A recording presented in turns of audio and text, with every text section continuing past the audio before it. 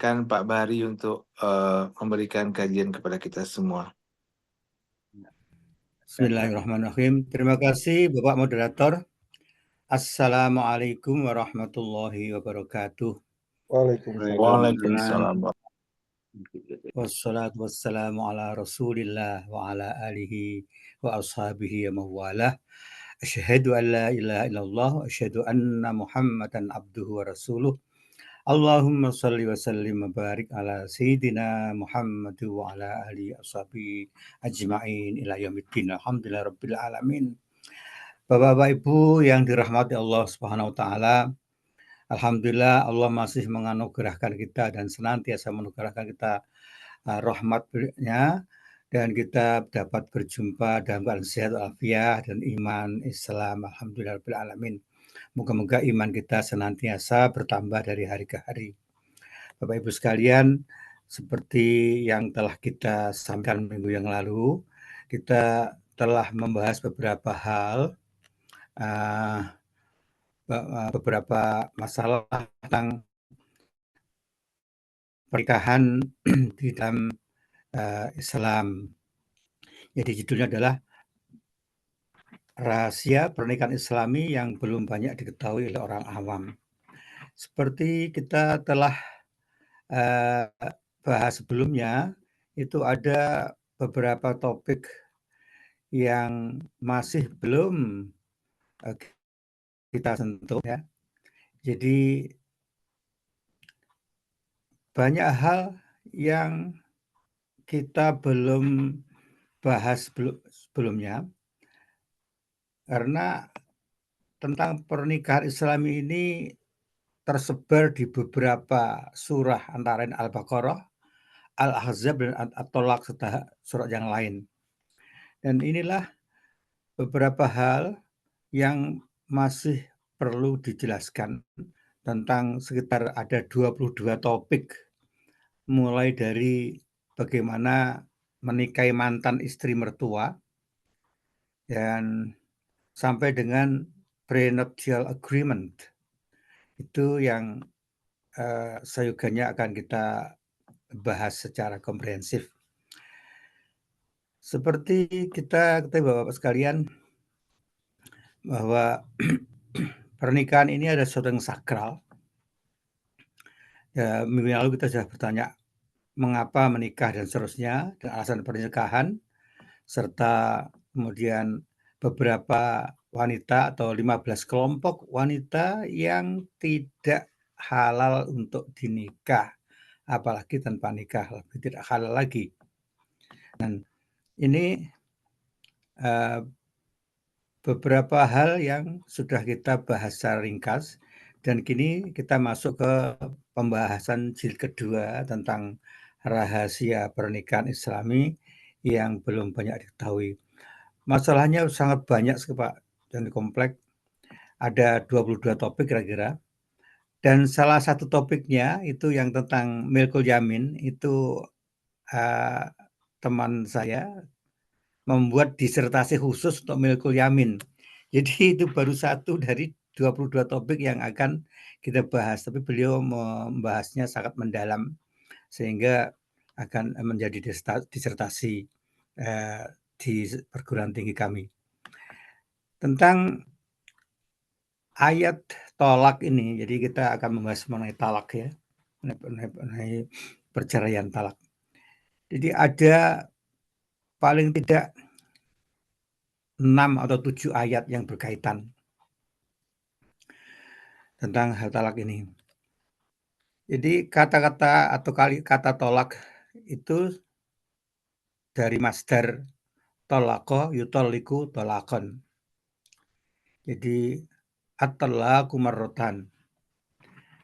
Batasan talak atau cerai itu adalah 2 kali saja.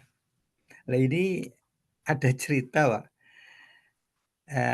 Teman kita ini sangat temperamental. Kalau dia tidak cocok dengan istrinya tentang hal apapun, itu dia bilang, aku cerai kamu. Nah, kata-kata aku cerai kamu itu sudah jatuh talak 1 Pak.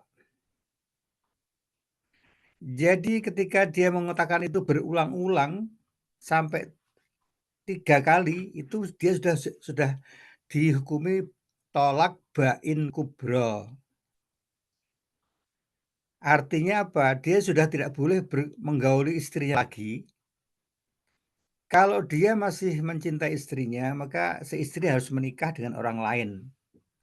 Kemudian dicerai baik-baik, baru dia kembali kepada suami sebelumnya.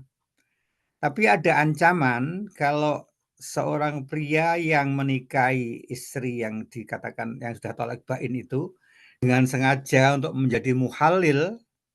Muhalil itu adalah perantara agar mantan suami itu bisa kembali kepada mantan istrinya. Itu namanya muhalil. Dengan sengaja menikahi agar mengakali hukum supaya mantan istri dan mantan suami bisa bersatu kembali. Nah, ini tidak diperankan dalam agama, itu diancam oleh hadis. La'anal muhalil, Allah melaknat pria yang melaksanakan hilal atau mengantarai pernikahan di antara keduanya. Kemudian kita lihat di sini, Pak, ada ayat yang jelas. Kita bicara mengenai talak dulu ya, kembali kepada talak. Talak itu ada 2 macam secara garis besarnya. Yang pertama talak rujuk. Talak rujuk itu talak yang boleh kembali, masih bisa kembali sebagai suami istri selama masa iddah. Jadi tidak perlu akad nikah baru dan tanpa saksi, cukup mengatakan aku kembali kepadamu, jadi kita tidak cerai, cukup. Atau aku kembali kepadamu, itu cukup. Nah, kemudian kalau terjadi lagi talak yang kedua kalinya, masih boleh mengatakan aku kembali padamu.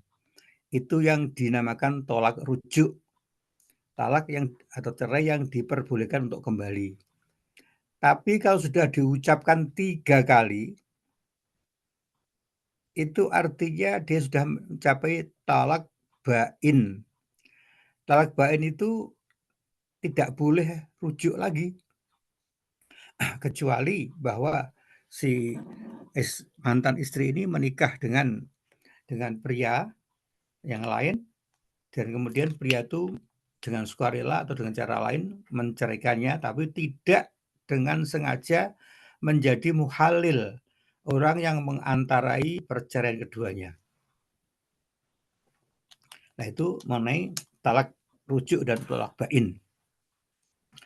Kemudian di dalam surah Al-Baqarah ayat 236 itu ada suatu klausul, barangkali terjadi. Inilah hebatnya Islam. Semua kemungkinan, semua opsi yang berkaitan dengan cerai itu diatur dalam Al-Quran dan hadis secara lengkap dan jelas untuk melindungi wanita. Tidak ada hukum di bumi ini yang melebihi sempurnanya hukum Islam, terutama di dalam melindungi wanita di dalam perceraian.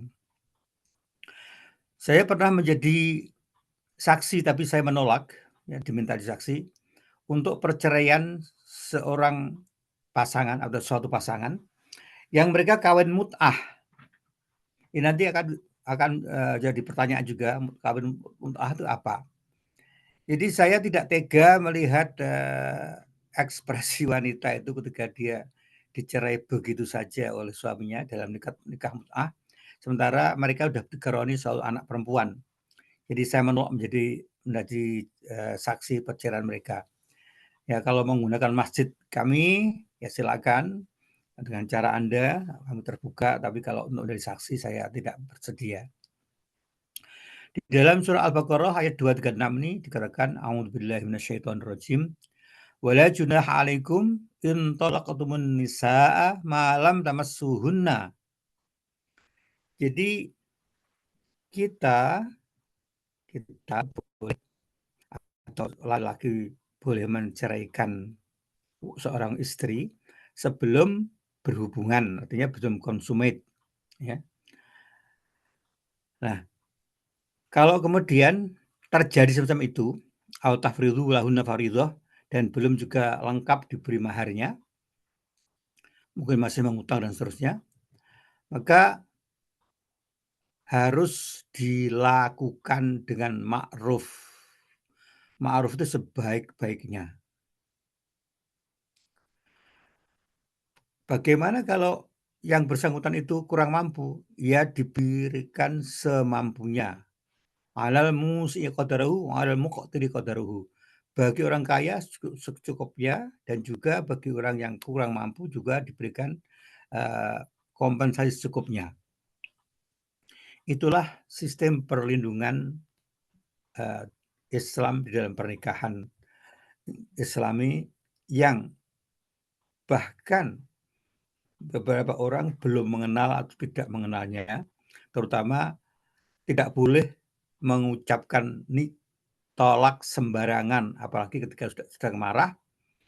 Bahkan Umar bin Khattab menentukan kalau seorang suami sedang marah menjatuhkan tolak 3, artinya langsung tolak bain, itu tidak dianggap sah oleh Sayyidina Umar. Hanya dianggap tolak 1, jadi masih tolak rujuk. Ini keberanian Umar bin Khattab untuk menafsirkan ayat Al-Quran. Kemudian dalam surat Al-Baqarah masih ayat berikutnya 237, a'udzubillahi minasyaitonirrajim.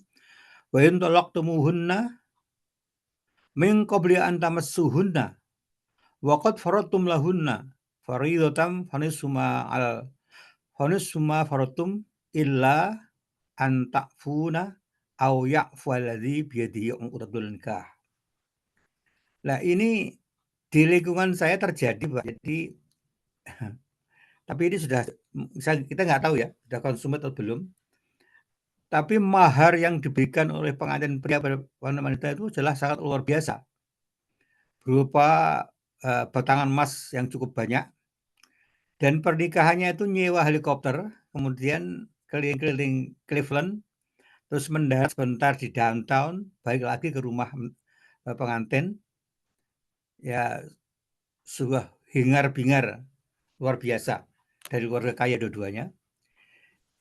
Tapi tidak lama, astagfirullahaladzim, tidak lama mereka berpisah.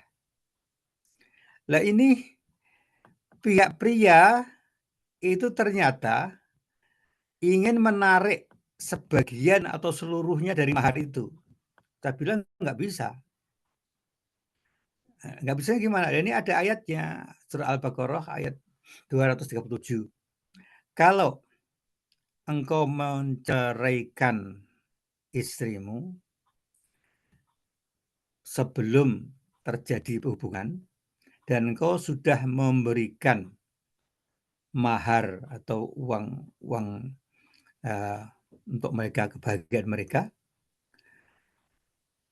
itu boleh ditarik hanya 50%, Pak.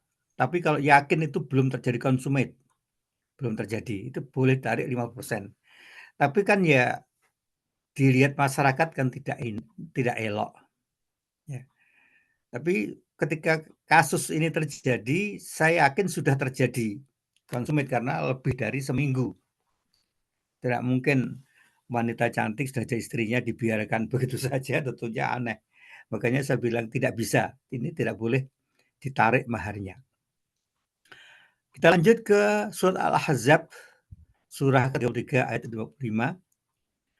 Ya ayyuhalladzina amanu idza nakahtumul mu'minati summa talaqtumuhunna min qabli an tamassuhunna fama lakum 'alaihinna min 'iddatin ta'taddunaha. Ini sekarang menginjak kepada iddah. Tapi sebelum kita bahas mengenai definisi iddah, kita artikan ayat ini dulu. Di surat Al-Ahzab ayat 55. Wahai orang yang beriman, wahai orang-orang yang beriman, apabila engkau menikahi orang mukmin, wanita mukmin, kemudian engkau menceraikannya sebelum terjadi hubungan, maka wanita tersebut tidak mempunyai iddah atau masa tunggu. Nah, iddah itu apa, Pak? Iddah itu di dalam bahasa Arab ada 3 kata, suku kata yang berkaitan dengan iddah. Satu iddah, yang dua uddah, yang ketiga mau'idah.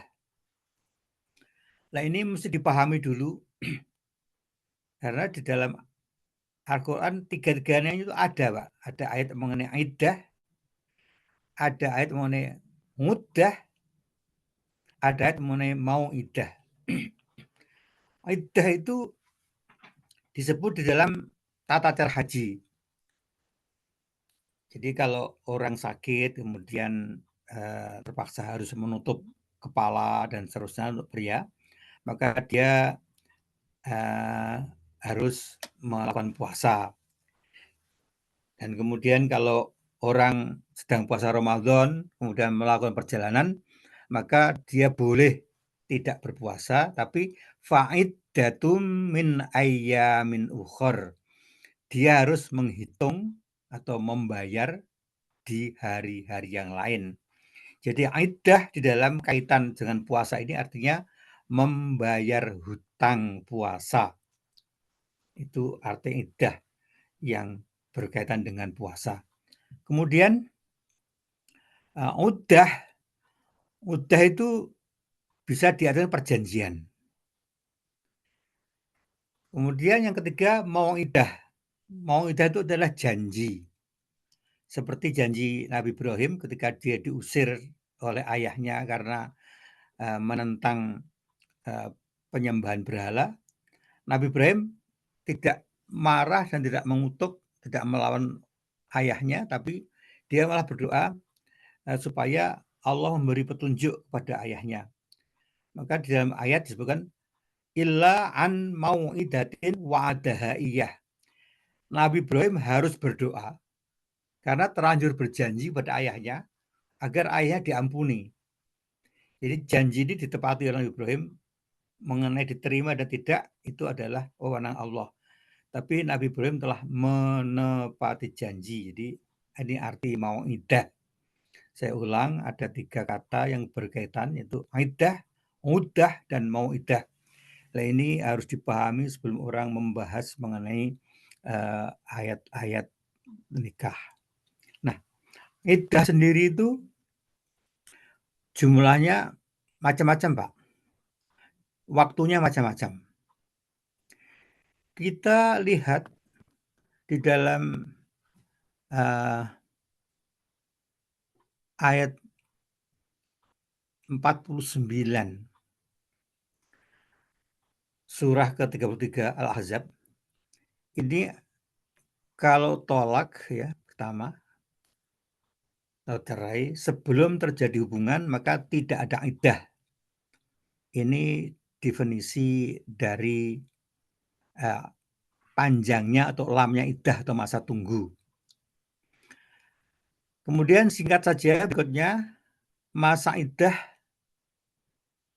seorang wanita yang ditinggal mati suaminya. A'udzubillahi minasyaitonirrajim. Walladzina yutawaffawna minkum wa yadharuna azwajan wa wasiyatan li azwajihim mata'an ilal khawli ghairi ikhraj. Fa in akhrajna fala junaha 'alaikum fima fa'alna fi anfusihinna min ma'ruf wallahu azizun hakim. Ini Pak, ada suatu juga tradisi zaman dulu. Dan mungkin sekarang masih juga berlaku di beberapa tempat. Seorang suami yang sudah mengira kalau dia umurnya pendek, mungkin karena sakit dan seterusnya. Dan sementara itu istrinya, terutama istri muda mungkin dia yang masih cantik, itu dia memberikan wasiat. Engkau jangan nikah dulu ya, sampai saya setahun. Itu wasiat. Wasiat harus dipenuhi, Pak. Jadi si wanita itu tidak boleh menikah. Tidak boleh keluar rumah selama 1 tahun. Nah ini tradisi di sana. Tapi ini pun dibahas di Al-Quran karena juga terjadi di masyarakat. Inilah hebatnya Al-Quran melindungi wanita. Namun, kalau wanita itu sebelum setahun sudah keluar rumah, itu artinya dia sudah tidak tahan. Ya, artinya ya 1 tahun menunggu kan terlalu lama. Nah, itu seorang pria sudah boleh melamarnya,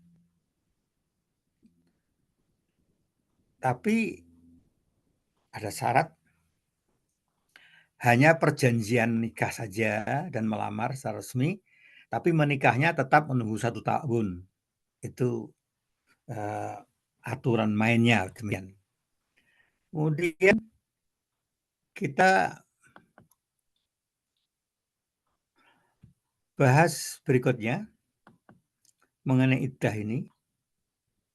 Bismillahirrahmanirrahim. Dalam surat At-Thalaq ayat 1, A'udzubillahi minasyaitonirrajim. Bismillahirrahmanirrahim.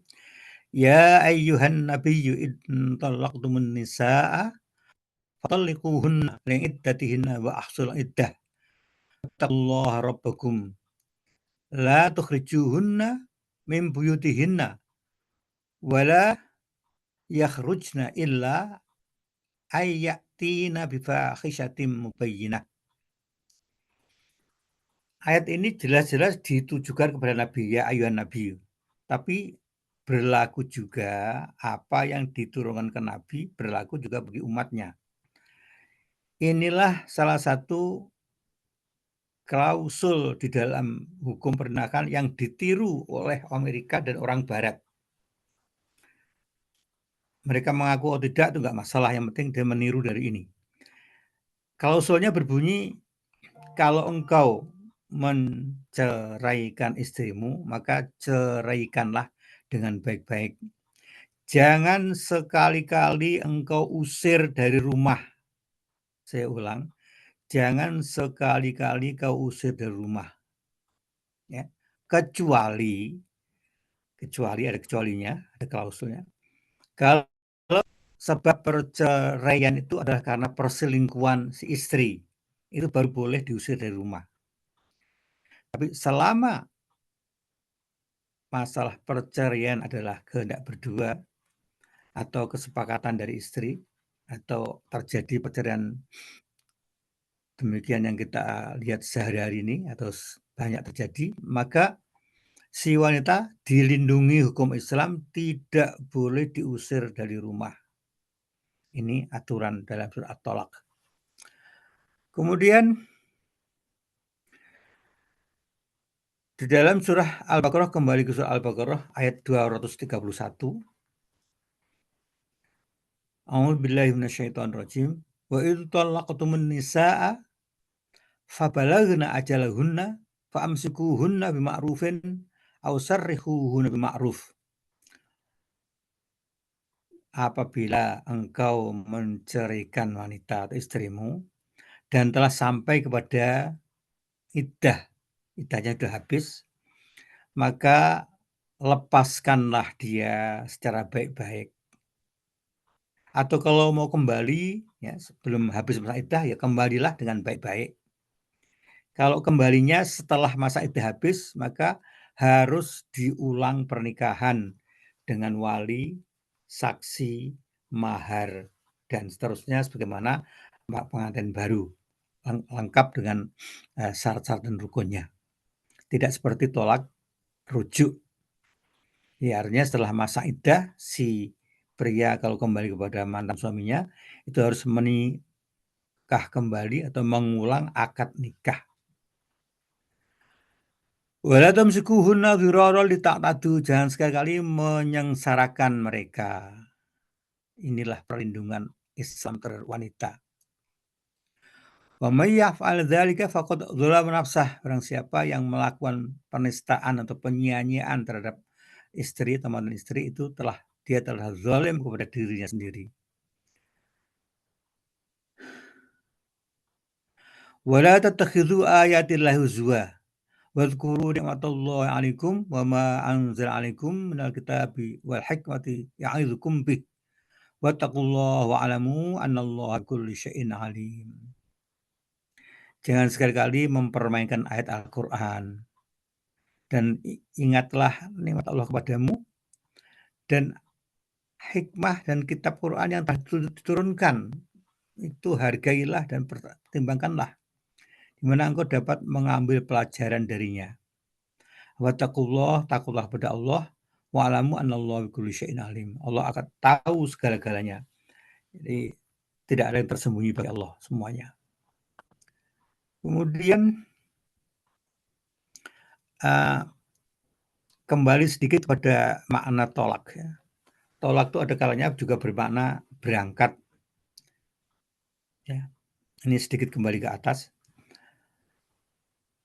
Yang dinamakan tolako, tok lam kof itu akar katanya tok lam kof itu akan berubah bermorfologi kepada beberapa kata. Jadi kalau kita belajar mengenai etimologi, ini tolako menjadi intolako, menjadi tolako, menjadi tolako, itu dipelajari dalam ilmu sorof. Itu sudah 6 SKS sendiri belajar ilmu sorof itu. Jadi di dalam Al-Quran ada digunakan kata intolaktum ketika engkau berangkat. Maksudnya begini, ketika Nabi dan kawan-kawannya dan para sahabat itu akan mengambil harta rampasan perang, orang-orang yang kemarin diajak perang nggak mau tuh mau ikut ngambil bagian ghanimah di negara lain. Itu ditolak oleh ayat ini. Jadi ketika engkau akan berangkat mengambil harta rampasan itu, mereka ingin ikut. Katakanlah kamu sudah nggak ikut perang, jadi kamu selamanya tidak akan ikut perang bersama kami. Jadi di sini penekanannya intolaktum itu artinya bertolak atau berangkat ke suatu tempat. Nah, kemudian ini perlindungan berikutnya tentang wanita yang dicerai. Di dalam surat At-Tolak ayat ke-6, surah ke-65, itu dijelaskan bahwa masa tunggu atau iddah wanita hamil itu adalah ditunggu sampai dengan kelahiran anak. Kalau iddah biasa, cerai biasa itu iddahnya adalah salah satu kuruk, 3 kuruk. Nah, ulama berbeda pendapat tentang kuruk itu apa artinya kuruk. Ada yang mengatakan kuruk itu artinya haid, ada yang mengatakan kuruk itu bersih. Tapi Imam Syafi'i memilih bersih, karena kalau dihitung salah satu kuruk 3 kali bersih artinya masanya lebih lama. Ya. Ini kehati-hatian Imam Syafi'i.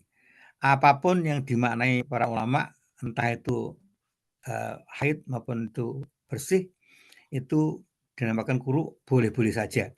Artinya sudah menunggu selama 3 kali masa masa menstruasi. Kemudian perlindungan berikutnya yang diberikan oleh Islam, Allah Subhanahu wa taala kepada wanita yang ditalak adalah ketika dia masih hamil, itu iddahnya sampai melahirkan. Jadi kalau ada wanita muda yang suaminya meninggal, ada yang berminat, itu harus menunggu sampai lahirnya anak. Itu aturan mainnya. Kemudian kalau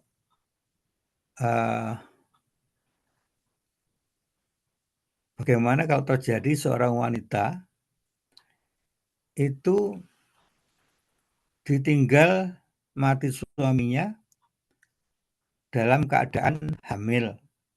Nah, yang biasanya iddah itu dasarnya adalah 3 bulan, 10 hari. Tapi kalau dia sedang hamil, apakah iddahnya menurut dasar iddah utama, yakni 30 hari, atau dia menunggu sampai dengan lahirnya anak?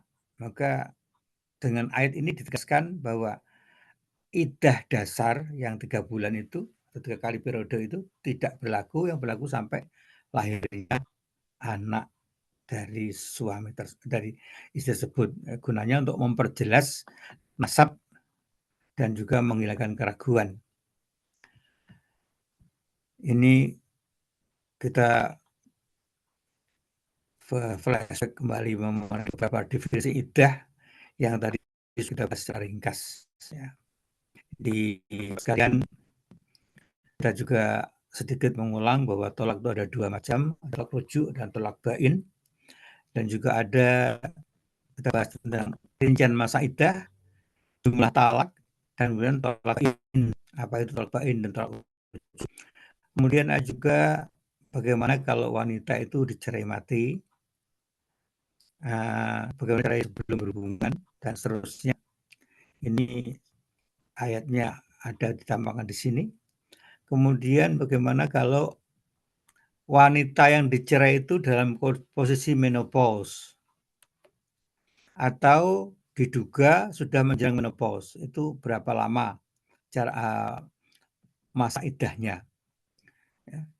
Di sini disebutkan a'udzubillahi minasyaitonirrajim wallai ya'isna minal makhidhi min nisaikum inirtabtum fa'iddatuhunna salah satu asyhur.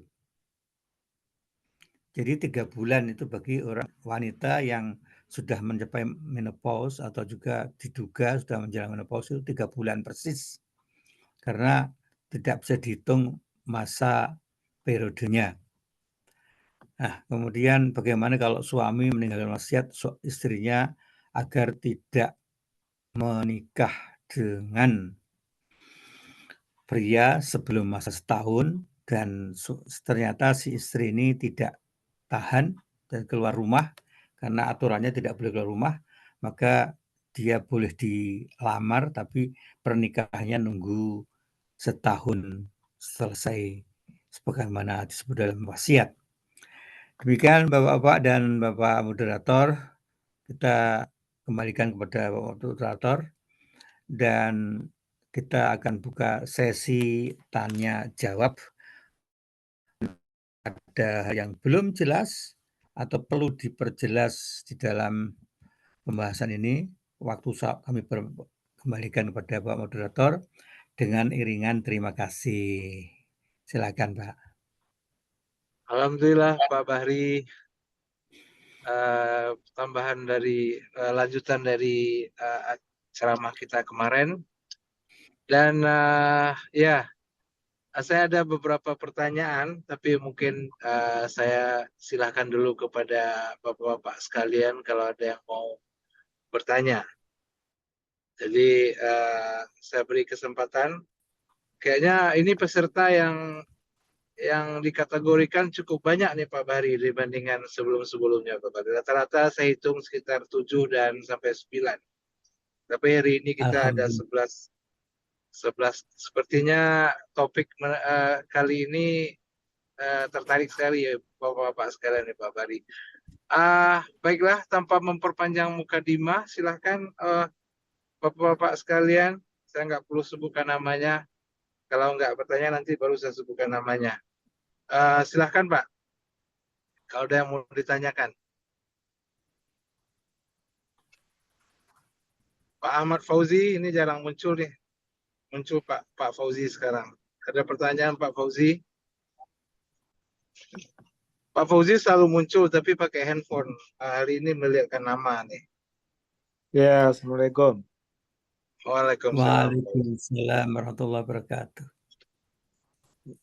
Terima kasih Ustadz Bahri yang telah memberikan tausiahnya tentang pernikahan.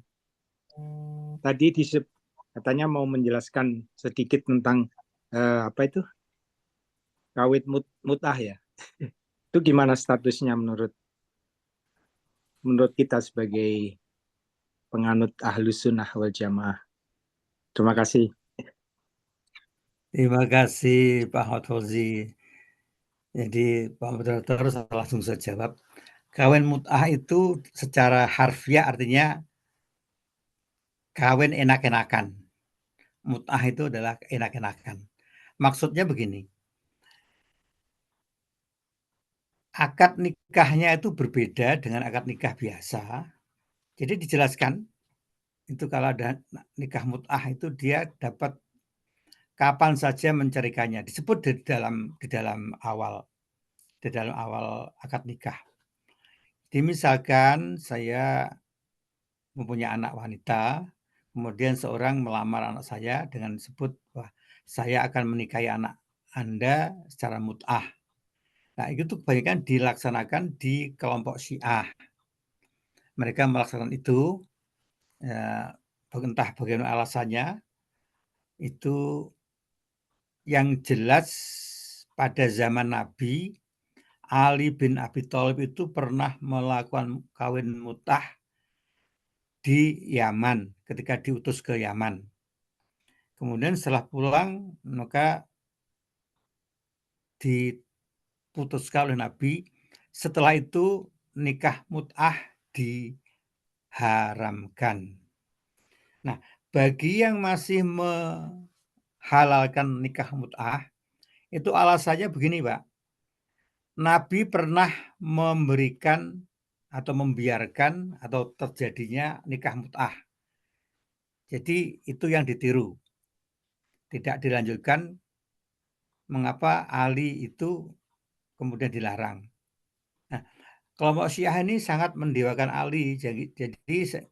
Jadi sepertinya itu boleh overlapping atau membatasi hadis itu, karena kita tahu bahwa Syiah ini sangat mendewakan Ali bin Abi Thalib, sehingga apa yang dilakukan Ali mut'ah itu masih berlaku di antara mereka. Itu Pak, itu yang dapat saya sampaikan mengenai mut'ah. Demikian Pak Ahmad Fauzi.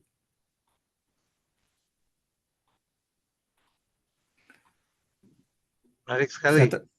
Nah, Fauzi ada tambahan Fauzi. Jadi ketika Ali melakukan itu sudah nggak boleh lagi nikah mut'ah. Tapi setelah Nabi melarang, apa selain Ali apa ada yang masih melakukan, Pak? Tapi udah dilarang Rasul ya, Pak ya?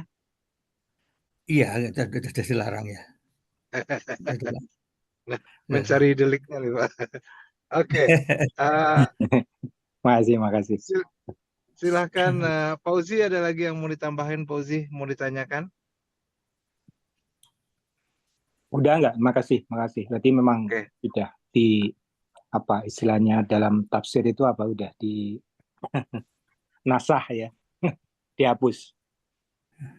Iya. Tapi itu nggak ada dalam Al-Quran, Pak Uzi. Itu Rasulullah aja yang mau bilang. Itu tetap nggak boleh. Oke, saya nggak mau perpanjang ini. Takut istri saya marah nanti. Ada lagi ke Bapak yang lain? Ada yang mau ditanyakan? Sebelum biar Bapak yang lain yang berpikir, Pak, saya mau nanyakan masalah yang Bapak bilang, laki-laki yang mengawini istri seseorang hanya sebagai hilal aja atau apa, hanya sebagai perantara. Tapi kalau istrinya sendiri boleh itu dengan niat untuk biar dia bisa kawin lagi dengan bekas suaminya, Pak. Kalau apakah dia boleh dengan niat itu apa tidak boleh, Pak? Seandainya laki-lakinya bisa jadi tidak tahu gitu loh, Pak. Tapi boleh nggak si istri ini dengan niat seperti itu? Saya menyesal, saya mau kembali ke suami lama saya, jadi saya harus menikah dulu dengan yang lain yang notabene tidak tahu kalau dia hanya sebagai perantara gitu, Pak. Iya Pak Aslim, terima kasih atas pertanyaannya. Terima kasih, Pak. Itu istilah di dalam fikih namanya muhallil. Halala yuhalilu itu mengantarai. Kalau dalam wudhu kita disunahkan tahlil usbu'ain. Jadi antara jari-jari itu dibasahkan, itu namanya muhalil. Ya, tahlil, jadi membasuh sela-sela jari, itu tahlil. Nah, di dalam fikih mengenai nikah, tahlil itu adalah mengantarai suatu perceraian.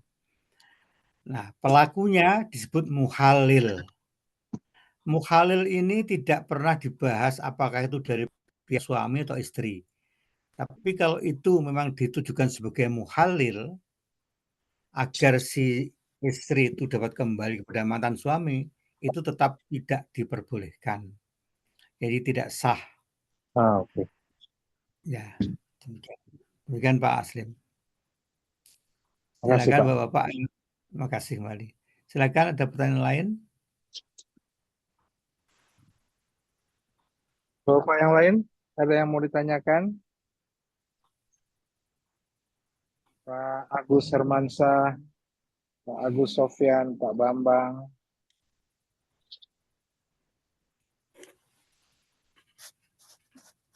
Saya mau tanya aja, Pak Bahri. Assalamualaikum. Silakan Pak Bo. Ini dalam pekerjaan saya selama kemarin ini banyak hal-hal yang saya alami, entah kenapa mereka kok larinya ke saya, Pak, nanyanya. Jadi seolah saya ini seperti yang tahu mengenai agama, padahal jauh berkurang. Tapi mereka bertanya-nya banyak, Pak. Jadi dua aja pertanyaan saya, dua Pak, satu-satu saja dulu dijawab. Jadi si istri itu menanyakan kepada saya begini, Mas, kan apa Om, si Om itu kan suami saya sering pergi, ya, jadi dia sering di luar kota, dia kan saya kan kesepian kalau begitu. Jadi gimana ya, suami itu kan kerja untuk keluarga, saya bilang gitu, itu kan sudah biasa begitu, gitu ya. Tapi terlalu sering perginya lah, sampai akhirnya si istri itu hamil bukan dengan suaminya, gitu Pak ya. Tapi saya terus akhirnya mendengar, saya tanya juga, selama kehamilan itu mereka masih suka berhubungan. Nah, orang banyak menanyakan gitu, loh kamu ini hamil sama kamu atau sama orang lain? Saya tanya sama suaminya, saya juga sama istrinya. Enggak, saya hamil bukan sama suami saya. Dia bilang begitu. Yo, tapi kok masih bisa berhubungan? Ya, mereka masih begitulah. Terus kemudian saya nanya suaminya juga, terus suaminya mengatakan begini, saya akan menceraikan dia setelah melihat bayinya, begitu Pak. Jadi begitu dia istrinya melahirkan, feature dari bayinya itu jelas kelihatan bahwa itu bukan anaknya. Jadi langsung mereka diceraikan, mereka langsung bercerai. Dan si istri langsung kembali ke yang menghamili itu. Tapi saya dengar mereka tidak kawin juga, malah sampai akhirnya punya anak sampai 3. Astagfirullahaladzim. Nah, itu kok secara Islam itu gimana Pak hukumnya seperti kayak gitu? Dan si suami itu akhirnya sekarang sudah menikah lagi gitu dengan orang lain. Jadi itu dulu Pak, satu dulu. Nanti setelah itu ada satu lagi. Ini ramai juga ya yang kedua ini. Iya Pak. Jadi Pak Prabowo, terima kasih atas pertanyaan yang menggelitik ini. Kayaknya memang dingin-dingin itu memang mencekam Pak, ya, kalau dingin itu ya. Siapa tahan kalau sudah dingin-dingin begitu. Jadi hukumnya itu adalah perzinahan. Artinya si istri itu melakukan perselingkuhan selama dia masih menjadi istri dari seorang suami. Adapun suami masih berhubungan dengan istrinya itu masih sah saja, sekalipun dia hamil bukan dengan dirinya. Jadi hubungan suami istri masih sah, tidak masalah. Nah, masalah hukum itu baru akan menjadi berkembang serius ketika anak ini lahir sebagai seorang wanita. Di kemudian hari, suami resmi ini tidak boleh menjadi wali dari anak perempuan yang ternyata bukan anak kandungnya atau bukan anak biologisnya. Ini tidak boleh menjadi wali. Ya.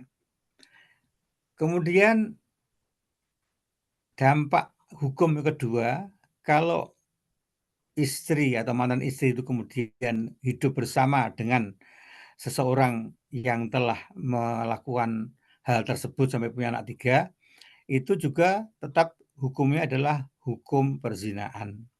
Ya. Jadi kita tahu bahwa yang namanya kebebasan itu sudah hampir tidak ada batasnya lagi. Sudah sebenarnya juga saya ceritakan sebelumnya bahwa seorang ayah tiri kemudian ternyata mempunyai anak dengan anak tirinya. sampai terjadi kasus hukum, kemudian si istri ini begitu marah sampai melakukan kekerasan, dan kalau nggak dipisah tetangga mungkin mati itu suaminya. Nah, kemudian dia masuk penjara dan seterusnya, itu yang diceritakan pada saya. Jadi yang namanya kebebasan itu di sini tuh nyaris tidak ada batasnya.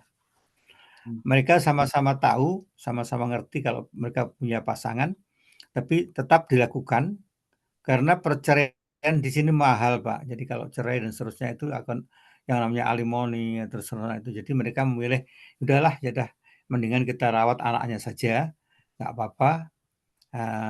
Tapi tetap hubungan keluarga masih berlangsung karena banyak anak-anak lain yang juga anak biologis dari suami tersebut. Demikian Pak Prabowo. Jadi saya ulang, itu selama hubungan suami istri antara suami dan istri yang ternyata hamil dengan pria lain itu sah, tapi ketika nanti lahir anak wanita itu ayah atau yang suami tersebut tidak boleh menjadi wali dari anak tersebut, dan ketika hubungan berlangsung di luar nikah itu tetap dihukumi suatu perzinahan. Demikian Pak Prabowo, mungkin disusul dengan pertanyaan berikutnya, kalau ini belum cukup jawabannya. Cukup Pak. Nah, Silakan. yang satu lagi ini Pak. Laki-laki ini sudah menikah dan punya anak 3. Ya. Terus kemudian ada anak lagi, satu wanita yang jauh lebih muda dari istrinya, malah itu hampir sama dengan usianya, mungkin cuma 3 tahun lebih tua dari anaknya. Akhirnya si suami ini cinta sama wanita ini. Kami sering berkumpul sama-sama, sering ketemu, sering dengan dua-duanya saya sering ketemu. Terus akhirnya si suaminya ini memang haji juga Pak, haji, dan suka memberikan tausiah banyaklah mengenai agama, banyak. Dia juga sering ngasih tahu saya mengenai keagamaan. Terus dia tanya ke saya, Mas Bo setuju nggak kalau saya kawin sama dia? Terus saya langsung bilang tidak.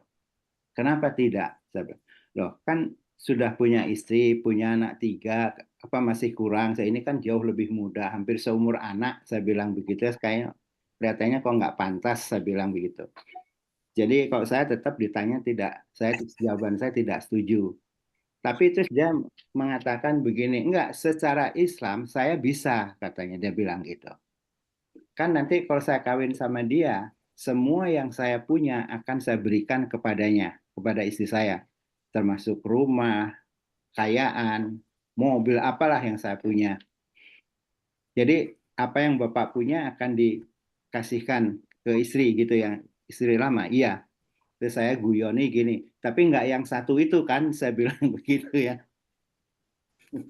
Jadi cuma untuk yang kedua gitu maksudnya. Iya.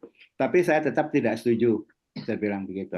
Biar gimana pun juga saya tidak setuju. Kalau lebih baik Bapak jangan tidak usah menceraikan istri dan mengawini sama yang satu ini, saya bilang. Alhasil dia nurut Pak. Dia tidak menceraikan istrinya gitulah. Akhirnya mereka hidup terpisah lah. Nah, memang di dalam Islam bisa begitu caranya. Jadi saya ceraikan dia, saya kasihkan semua kekayaan saya akan menikah dengan yang ini gitu. Jadi bukan secara dia mempunyai istri yang kedua atau dibagi supaya saya dan yang istri pertama dan kedua akan sama gitu, sama rata gitu. Tidak begitu maksudnya. Tapi ini saya ceraikan, saya kawin dengan dia, semua saya kasihkan gitu. Bisa begitu? Ya, terima kasih Pak Prabowo. Sebelum saya menjawab, satu pertanyaan. Apakah mereka sudah cerai resmi atau tidak? Tidak. Oke. Belum. Ya. Jadi kalau belum bercerai resmi, kita bahas dulu mengenai undang-undang pernikahan di Amerika. Jadi poligami itu secara hukum positif Amerika itu diancam hukuman 5 tahun. Poligami. Ya. Tapi kalau itu hubungannya adalah boyfriend girlfriend, itu menganut konstitusi amandemen pertama kebebasan, Pak. Jadi tidak dituntut. Ini di luar hukum Islam ya, Pak ya. Ini ya. Ini bicara hukum positif dulu, hukum Amerika. Jadi saya ulang, poligami itu diancam hukuman 5 tahun. Tapi kalau boyfriend girlfriend itu mereka umum terjadi di tanah ini, itu tidak ada aturannya. Kecuali nanti kalau dia punya anak itu baru terjadi yang namanya child support. Itu nanti hukumnya beda lagi. Nah, kembali kepada istri pertama atau istri tua, istri yang pertama. Saya nggak enak sama istri tua. Istri pertama, biar lebih indah kedengarannya. Itu si suami bisa mengatakan bahwa aku cerai engkau, kemudian aku serahkan semua hartanya untuk engkau. Nah, ini kelihatan ini orang-orang ngerti hukum ini, Pak. Jemaah haji, Kelihatannya Pak. ngerti. Ya, ngerti. Ini kelihatan ngerti hukum. Jadi dia sudah memenuhi unsur wa matti'uhunna wa 'alal muqtiri qadaruhu wa 'alal muqsiri qadaruhu. Jadi wa 'alal muqtiri qadaruhu. Jadi setelah bercerai itu dia diberikan istilahnya uang duka, jadi semampunya diberikan semuanya. Ini kelihatan jelas mengerti hukum menikah orang ini. Kemudian kalau dia entah sudah menceraikan secara lisan atau tidak dan istrinya tahu, kemudian dia hidup bersama dengan wanita muda tersebut, saya yakin dia melakukan nikah siri. Nikah siri itu hanya diperlukan begini, Pak. Wanita, pria setuju, kemudian si wanita ini ada wali, kalau ada wali nikah, ya. Kemudian 2 saksi, kemudian akad nikah, sah sudah. Jadi tanpa surat menyurat, ya, secara hukum Islam, kalau syarat rukunnya terpenuhi, mereka adalah suami istri sah, meskipun tidak tercatat di registrasi pemerintah. Pemerintah menganggap sebagai hubungan antara boyfriend girlfriend. Jadi saya yakin dia mengerti aturan itu, dan untuk menghindari dia terkena pasal poligami, maka dia tidak mendaftarkan istrinya sebagai istri dan tidak melakukan perceraian resmi di pengadilan, dan dia menganggap atau masyarakat Amerika menganggap wajar hubungan di luar suami istri sahnya itu dianggap satu hal yang kewajaran di dalam konteks kemerdekaan atau kebebasan. Jadi hartanya diberikan suami istri pertama itu adalah sudah tindakan yang baik sekali. Artinya dia mengerti aturan. Adapun bagaimana cara dia hidup dengan istri yang baru itu kita nggak tahu. Allah alam, moga-moga semuanya lancar. Tapi kelihatannya ya begitulah. Itulah hidup, Pak. Demikian Pak Prabowo mengenai pertanyaan kedua. Silakan. Kalau di Indonesia itu enggak bisa, tidak sah kan ya Pak ya? Kalau begitu, kalau sampai terjadi di Indonesia seperti ini, terus akhirnya dia mengawini wanita ini tanpa sepengetahuan istrinya, itu nggak sah berarti ya?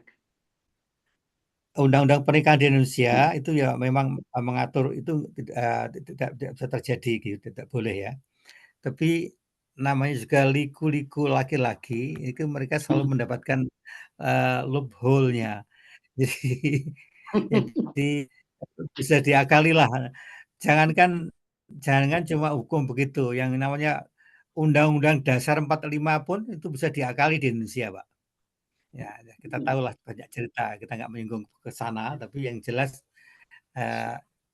itu banyak terjadi dan dilakukan. Tapi satu hal Pak yang perlu diingat, kalau itu terjadi pernikahan seperti terjadi di Jawa Barat yang saya ceritakan kemarin itu, Ya. dan ketika nikah tidak ada taklek-tak. Ya, saya ulang, ketika nikah tidak ada taklek-talak, dan istrinya kabur ke negara asal, maka si istri ini tidak boleh menikah dengan siapapun, Pak. Karena dia tidak bisa menggugat cerai dari suaminya, karena tidak ada talak. Nah ini yang kita salahkan itu adalah orang yang menikahkan mereka itu, Pak. Kenapa tidak memberikan taklek talak dan penjelasan hukum itu? Dan juga terjadi di negara seperti Afrika Utara, saya cerita juga, seorang teman saya melakukannya. Jadi menikah, kemudian terus selesai itu cerai. Nah, kan ada masa iddah. Selama masa iddah itu si wanita ditaksir pria lain dan dinikahkan juga oleh wali hakim. Nah ini disinilah Pak yang namanya wala tattakhidhu ayatillahi huzwa. Jangan dipermainkan ayat Quran, jangan mempermainkan ayat Quran. Jadi masalah iddah itu sangat krusial dalam pernikahan dan perceraian. Kemudian hak-hak istri harus diperhatikan. Demikian Pak Prabowo mengenai jawaban kedua. Mungkin kalau masih ada yang kurang jelas bisa ditambahkan lagi. Terima kasih. Ini maaf yang lain, saya sekarang aja saya. Mengenai rujuk pertama tadi kan Bapak bilang mengenai rujuk ya. Rujuk itu kan boleh sampai 3 kali ya Pak ya? 2 kali. Oh 2. 2 kali. Yang ketiga sudah tidak boleh lagi. Nah, nggak boleh. Ya. Mungkin saya tidak mendengar. Jadi kalau si laki-laki mau minta rujuk bahwa saya ingin kembali kepadamu, istri itu harus mau. Iya, karena masih haknya, masih dalam masa iddah. Istri harus mau. Ya.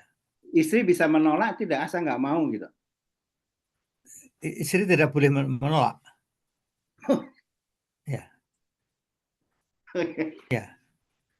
Oh ya, istri nggak bisa menolak. Jadi istri nggak bisa menolak ya.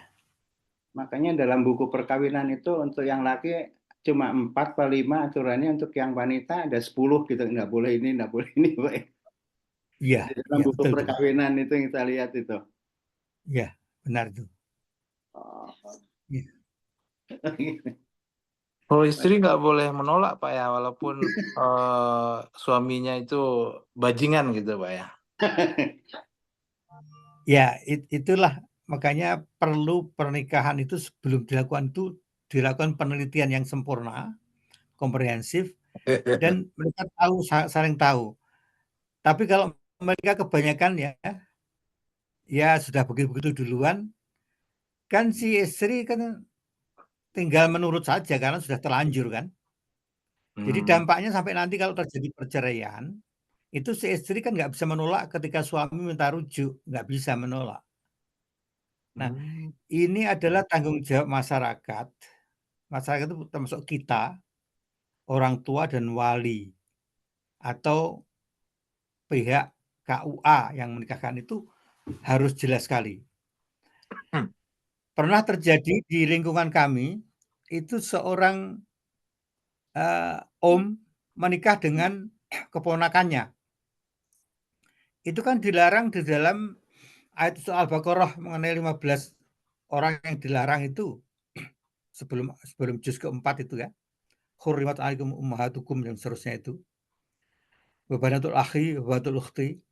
Karena hidupnya berjauhan antara kakak dan adik itu, sehingga seolah-olah seperti orang lain. Ketika si om ini melihat keponakannya cantik, itu dinikah. Dan orang tua wanita ini boleh setuju. Nah ini kan kacau balau. Yang saya salahkan, karena itu terjadi di lingkungan saya, itu mengapa dia tidak bertanya mengenai hukumnya.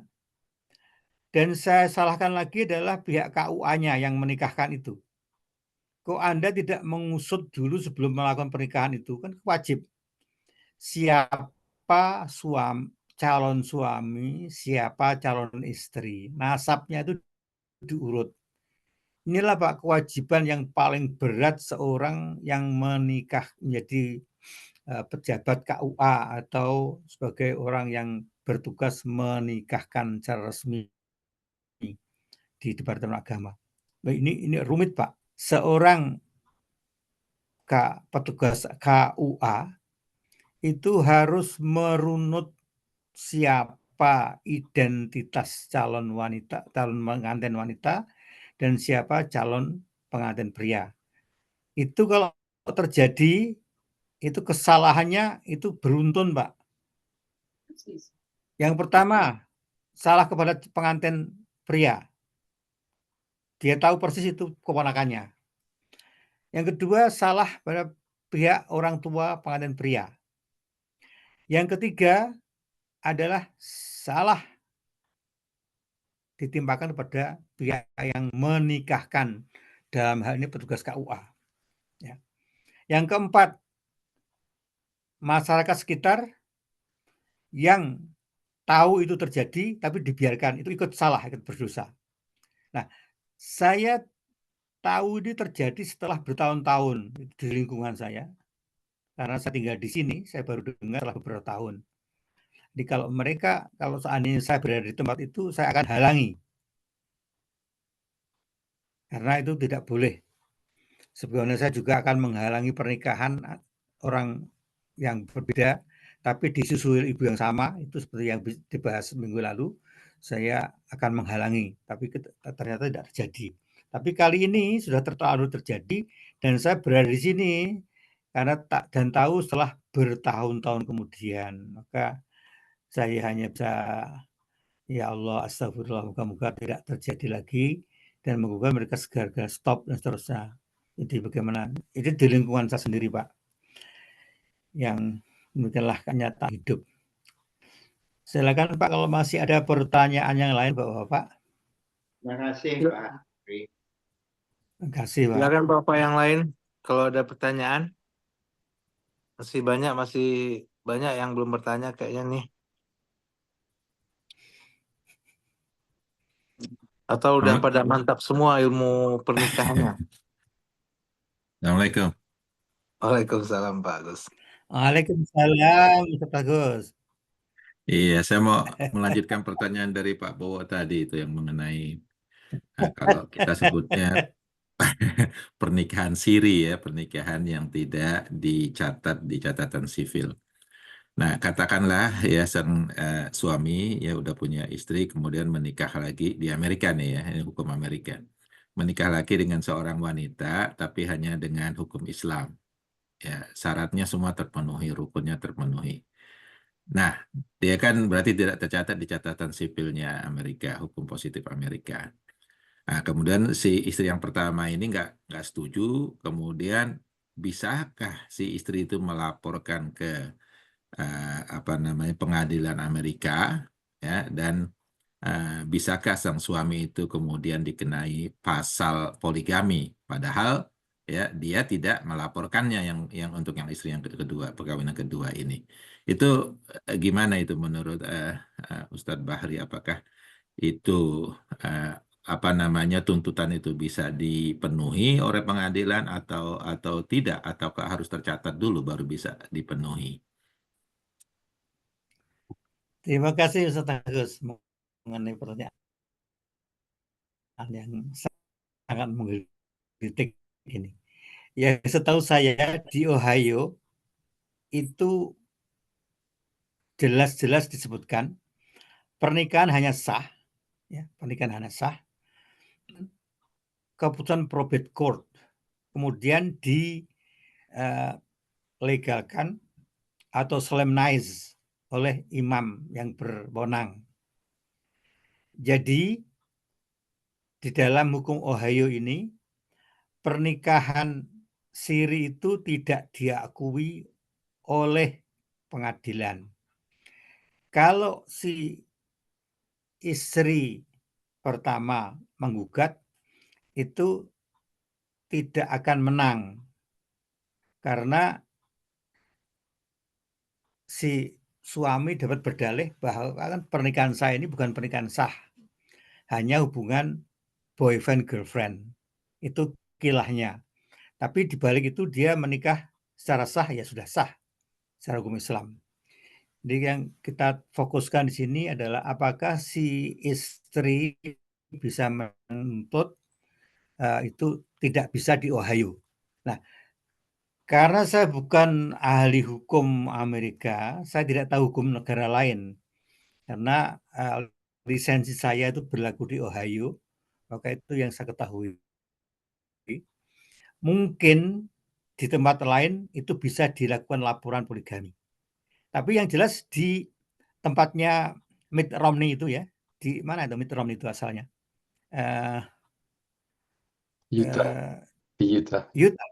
Di Utah itu yang namanya poligami itu seperti wajib, Pak. Ya, ini Pak Bambang langsung muncul langsung ya, langsung senyum-senyum nih. Ya, itu seperti wajib. Jadi Mitt Romney itu adalah anak ke-15 dari ayahnya, dari istri ketiga atau keempat Mitt Romney itu. Ya. Dan itu tidak bisa dituntut secara hukum negara bagian, mereka dianggap sah. Gitu. Karena nikahnya seperti itu tadi tidak dilakukan di catatan sipil. Bahkan ada tradisi kewajiban seorang istri pertama mencarikan, saya ulang, ada kewajiban istri pertama mencarikan istri kedua, ketiga buat suaminya. Ini tradisi Mormon, Pak. Makanya si Mitt Romney itu jadi anak ke-15 dari istri ketiga atau keempat, nggak salah ya, ketiga ya mungkin ya. Jadi di Utah itu begitu. Di luar Utah dan Ohio saya tidak mengerti, Pak. Tapi mungkin juga bisa dilakukan laporan. Demikian Pak Ustadz Agus mengenai jawaban saya. Terima kasih. Iya, terima kasih Ustadz. Hanya sebagai ini aja, make sure aja. Ini bapak-bapak bisa siap-siap tuh, insya Allah.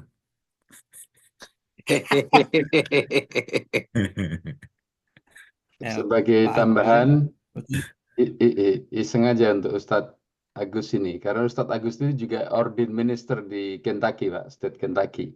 Saya kira ada gereja Mormon di Lexington, Pak Agus. Itu di alumna, kalau dari West Creek ke arah downtown, ke kiri ke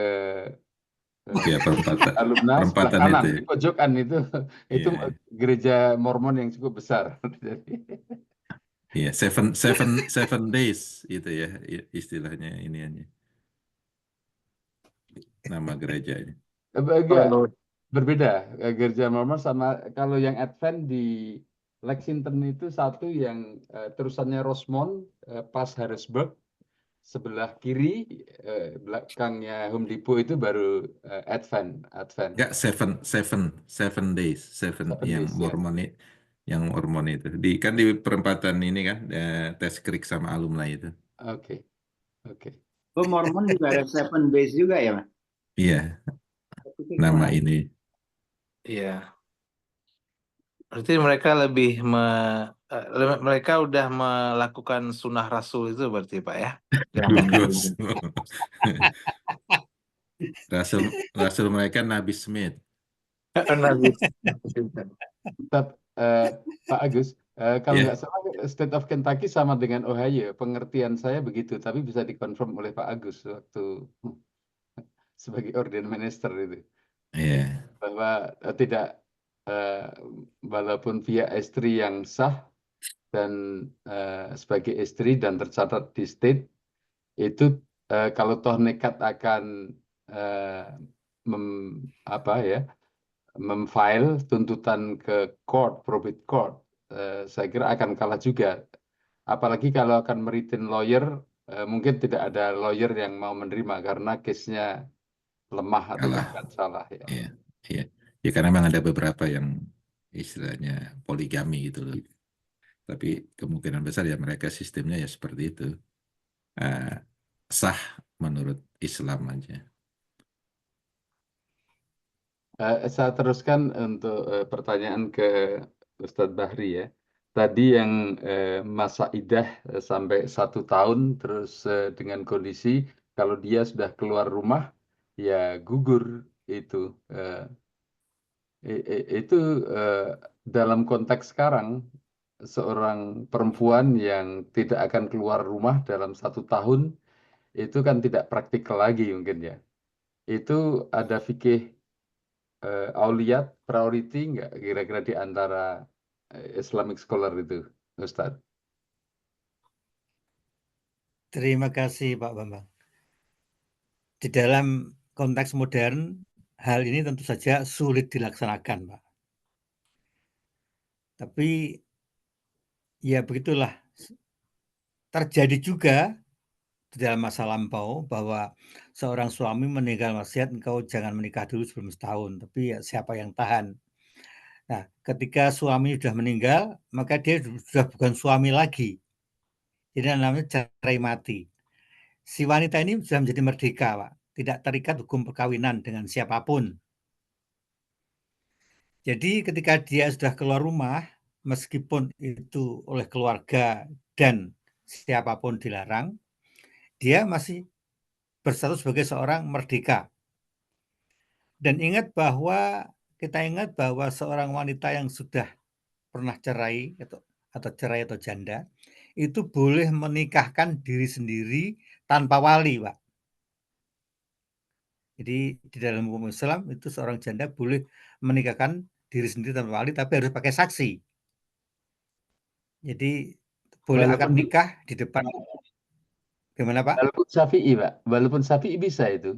Pengertian saya selama ini hanya Hanafi yang boleh begitu. Ya, Syafi'i juga membolehkan. Jadi boleh seorang janda menikahkan diri sendiri tanpa wali, boleh.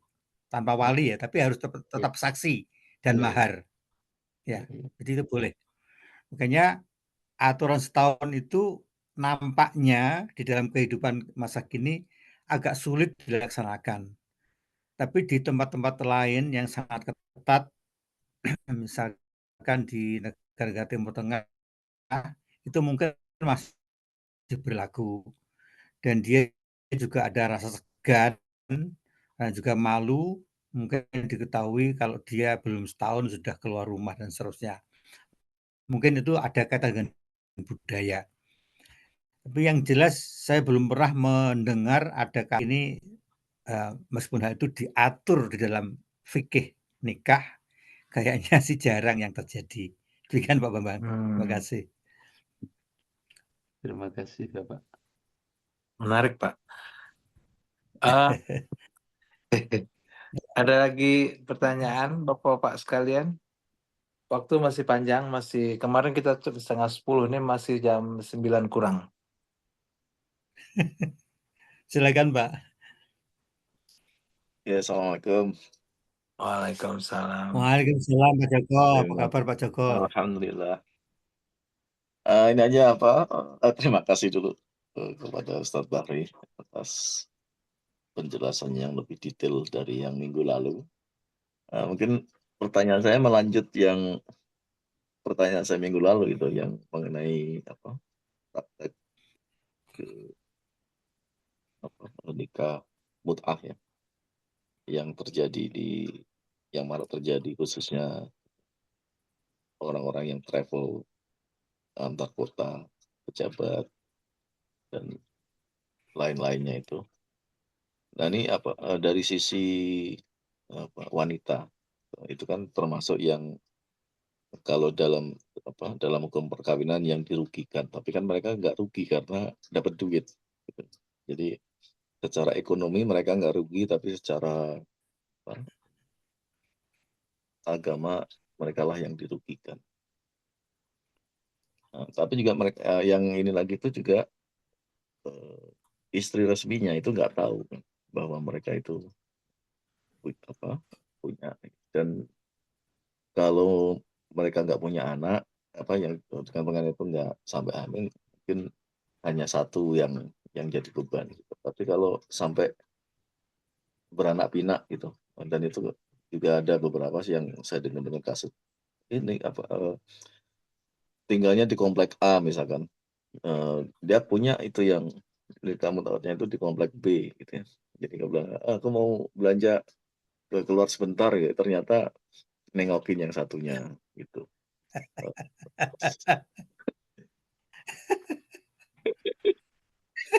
Ini kita secara morali ya, jadi secara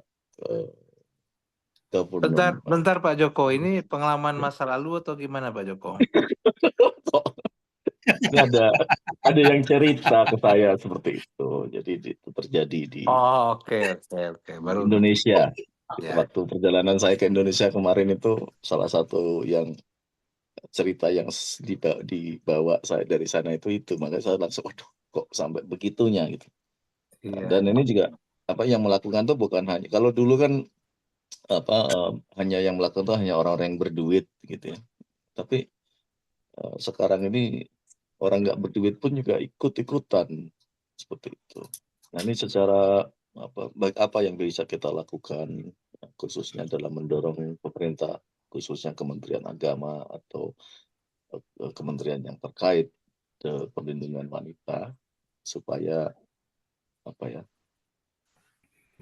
praktek-praktek ini yang mungkin tentunya berkurang, dan juga memberikan kalau memang bisa diresmikan boleh yang lebih dari satu, itu kan mungkin lebih bagus gitu daripada mencuri, karena juga secara agama kan bisa jadi ini adalah termasuk zina, itu kan bahaya sekali buat nanti di akhirat. Mungkin itu Ustaz Bahri. Terima kasih. Terima kasih Pak Joko atas pertanyaannya. Ini bahkan saya berikan berita gembira Pak. Dari teman saya yang masih tinggal di Jawa Timur, itu baru saja beberapa hari yang lalu menginformasikan ada toko istri Pak di kotanya dia. Ya. Ada toko istri. Jadi ini bukan bercanda Pak. Toko istri. Maksudnya begini, toko istri ya. Ini bahaya. Boleh nomor kontaknya Pak Bahri? Ada Pak. Ada Pak. Asal pakai upeti itu bisa beres Pak. Saya tahu persis tempatnya, saya tahu persis alamatnya, dan seterusnya. Ya, maka saya jadi pengen pulang Pak. Tapi ceritanya gini Pak. Jadi di suatu, katakanlah tanda petik pesantren atau asrama atau apapun namanya, dipimpin seorang ustadz, ya ngakunya ustadz atau ustadz beneran nggak tahu. Di situ dipajang beberapa foto Pak, belasan foto. Nanti pria yang berminat itu datang membayar sekian-sekian, dinikahkan. Dan dijamin keamanannya. Maksudnya apa? Si istri tidak akan tahu karena si istri yang baru dibeli itu tetap tinggal di asrama itu, Pak. Jadi kapan saja diperlukan si pria itu datang ke situ dan terusnya pulang lagi dan terusnya. Itu. Jadi tinggal pilih. Nanti kalau sudah nggak suka pilih lainnya dan seterusnya tergantung kemampuan keuangan. Jadi mungkin makin banyak uang makin banyak ganti-ganti. Nah, ini yang harus didengar oleh pihak Departemen Agama. Kembali kepada Departemen Agama, bagaimana akan mengurusi itu kalau dia sibuk mengenai menjual kuota haji, kan repot Pak. Jadi kita nggak mengkritik, tapi seharusnya hal ini diketahui ya. Banyak teman-teman saya yang di Departemen Agama tapi sudah pada pensiun ya, teman-teman sekolah itu banyaknya di Departemen Agama tapi sudah pensiun, jadi saya nggak bisa menghubungi lagi mereka karena sudah purna tugas. Karena hal ini tentu saja semacam kawin mut'ah Pak artinya. Jadi pertama mereka dengan akad nikah dan seterusnya dengan bayar sekian, dan istri barunya tetap tinggal di asrama itu dan dapat dikunjungi kapan saja diperlukan oleh seorang pria. Ya udah, ya Mas saya mau belanja dulu lah, belanja 4 jam, 6 jam kan cukup lah Pak. Itu kira-kira begitulah modusnya. Namanya liku-liku laki-laki. Tapi tentu ini tidak melindungi dari istri yang baru itu. Belum lagi mengenai hukum iddahnya. Kalau setelah dicerai ada yang pria lain yang tertarik, nah itu mereka tidak peduli dengan iddah lagi. Jadi pihak pengurus atau yayasan itu akan segera menikahkannya. Ini melanggar hukum Islam karena masih masa iddah. Jadi kembali gitu Pak Joko, mengenai hal-hal tersebut itu yang diperlukan adalah ya, Pak Bahri, itu sendiri kan ibaratnya itu udah sama dengan namanya prostitusi itu Pak, udah sama dengan bedanya dengan apa istilahnya boarding house ya Pak ya. Jadi ya cuma nggak tahu kita apakah istri ini cuma untuk satu suami atau dia bisa menikah dengan beberapa yang lain. Tapi terlepas dari itu kan udah apa namanya aja Pak? Itu kah udah kawin mut'ah tadi itu Pak? Itu kan udah nggak boleh. Kenapa nggak digerebek itu tempat sama masyarakat di sana itu Pak? Toko istri tadi itu Pak. Itulah pertanyaannya Pak. Oke Pak. Masyarakat sekitar sendiri pun juga tidak begitu tahu karena tertutup. Iya. Jadi teman saya itu kebetulan kenal salah seorang, kemudian menceritakan kepada saya demikian itu, yang tentunya mut'ah itu sudah dilarang oleh Nabi, dan juga kalaupun itu katakanlah misalkan secara agama, tapi mereka nanti tidak akan peduli dengan masa iddah. Masa iddah itu adalah melindungi keturunan. Kalau si wanita itu hamil dalam masa iddah, itu kan harus menunggu sampai lahirnya anak. Nah, kebanyakan kalau masih hamil muda kan orang nggak tahu si laki-laki ini. Ya, kalau sudah beli ya kalau beli ya terus bagaimana lah gitu. Inilah yang dikatakan diwanti-wanti dalam Al-Quran, wala tattakhidhu ayatillahi huzwa. Jangan sekali-kali engkau mempermainkan ayat Quran. Pak. Makanya ini menikah itu sangat krusial sekali. Jadi ada beberapa subtopik yang sampai 22 bab itu tadi yang akan perlu kita ketahui sebelum atau sesudah atau selama kita melaksanakan pernikahan. Sekian Pak Joko dan Pak Asri. Jadi ada pertanyaan lain silahkan. Jadi seperti Pak Bahri tadi bilang, mereka itu menggunakan karena mereka tahu mengenai hukum Islam itu ya Pak ya. Jadi kalau menurut saya seperti kalau di Surabaya, menurut saya jadi itu saya setuju dengan Pak Mas Taslim tadi. Itu sama aja dengan germo intelek gitu Pak. germo syariah namanya mungkin jadinya Pak. Germo syariah. Ya, ya itu loh Pak. Nah, sebenarnya diwanti-wanti wala tattakhidhu ayatillahi huzwa. Orang yang bisa melanggar itu kan orang yang mengerti hukum, Pak. Iya, itu salah. Ya. Orang yang merusak ekonomi itu adalah orang ahli ekonomi. Kita tidak bisa merusak ekonomi Indonesia, Pak, karena kita nggak ahli ekonomi, nggak ngerti. Tata caranya dikeluarkan nggak tahu. Benar.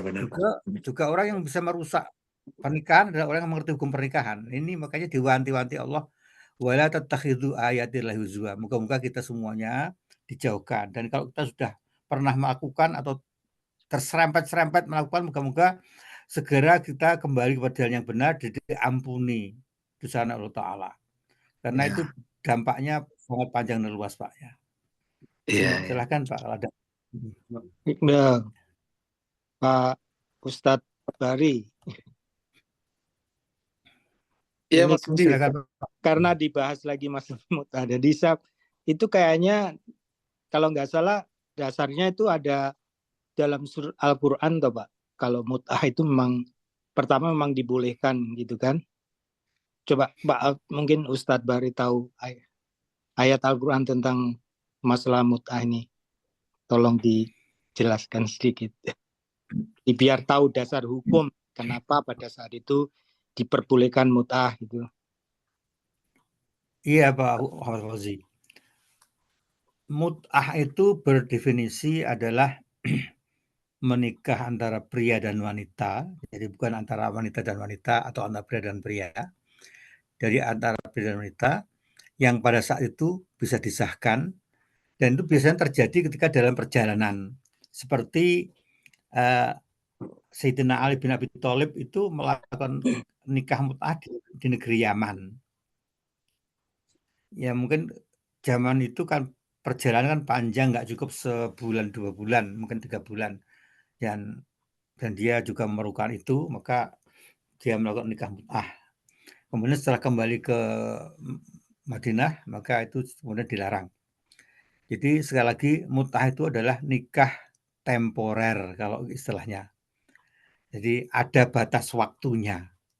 Nah, di dalam semua mazhab itu dinyatakan tidak boleh menikah dengan niat pada hanya waktu tertentu.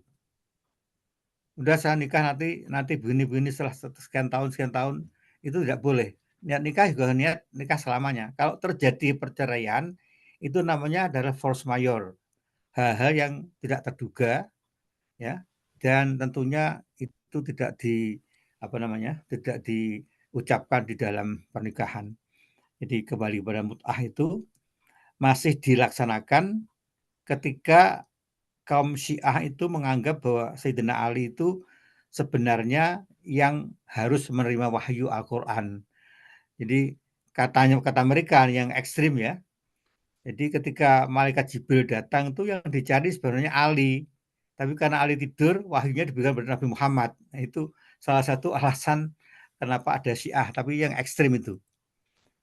Tapi di luar itu bahwa yang namanya Syiah itu adalah mengutamakan keluarga Nabi dan menolak kepemimpinan di luar keluarga Nabi termasuk Muawiyah dan keturunannya. Itu mengapa? Karena Muawiyah itu statusnya hanya ipar dari Nabi Muhammad SAW.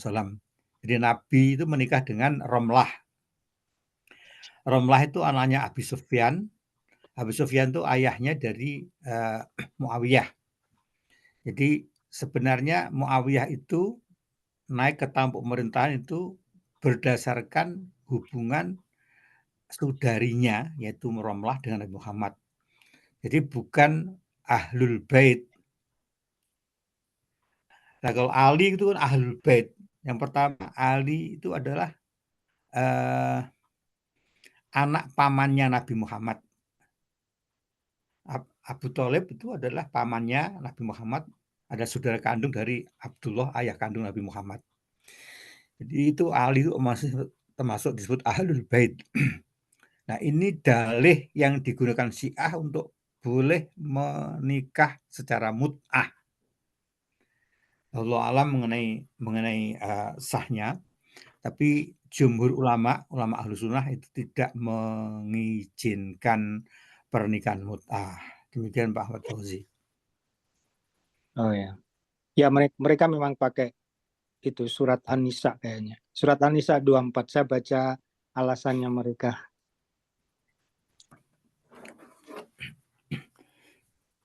Coba kita lihat An-Nisa ayat 24, kita lihat Pak ya. Surat An-Nisa ayat 24.